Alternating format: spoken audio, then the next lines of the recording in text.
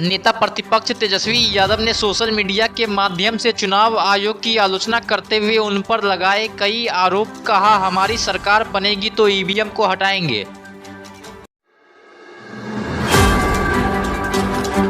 तेजस्वी यादव ने social media पर लिखा कि रेफरी अंपायर तो छोड़िए, चुनाव आयोग अब दर्शक भी नहीं रहा। वह भाजपा का चीयर लीडर बन चुका है, जिसके वजह से हमेशा से ही लोगों को ईवीएम पर संदेह होता है।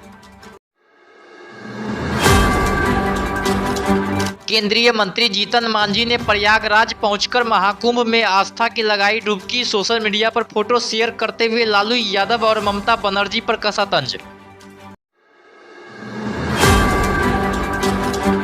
जीतन मांझी ने लिखा कि हमने भी कुंभ स्नान कर लिया, यदि किसी के पेट में दर्द होगा तो हम उनका कुछ नहीं कर सकते हैं। वैसे लालू यादव और ममता दीदी को कुछ ज्यादा ही समस्या होगी। जन स्वराज पार्टी के नेता प्रशांत किशोर ने एक बार फिर लालू यादव और नीतीश कुमार पर बोला बड़ा हमला। कहा, दोनों ने 35 सालों तक बिहार में राज किया और बिहार को बर्बाद कर रख दिया। प्रधानमंत्री नरेंद्र मोदी के भागलपुर से जुड़ी बड़ी खबर आई सामने। 24 फरवरी को पीएम मोदी पूर्णिया पहुंचेंगे, वहां से भागलपुर जाएंगे।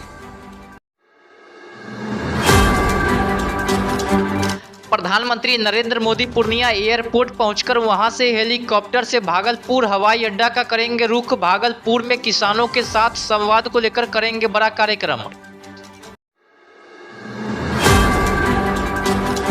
बिहार की राजनीति से जुड़ी बड़ी खबर आई सामने। मुख्यमंत्री नीतीश कुमार को लेकर राष्ट्रीय जनता दल के प्रवक्ता भाई वीरेंद्र ने कर दिया बड़ा दावा।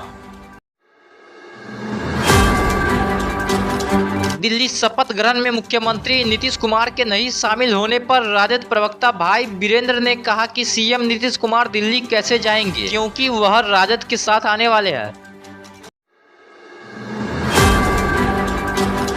राजद नेता लालू यादव को भारत रत्न मिलने की भविष्यवाणी पर केंद्रीय मंत्री लल्लन सिंह ने कसा तंज। कहा, किस बात के लिए लालू यादव को भारत रत्न दिया जाए? अपराध बढ़ाने के लिए, या बिहार को बर्बाद करने के लिए, या फिर बिहार में जंगल राज कायम करने के लिए?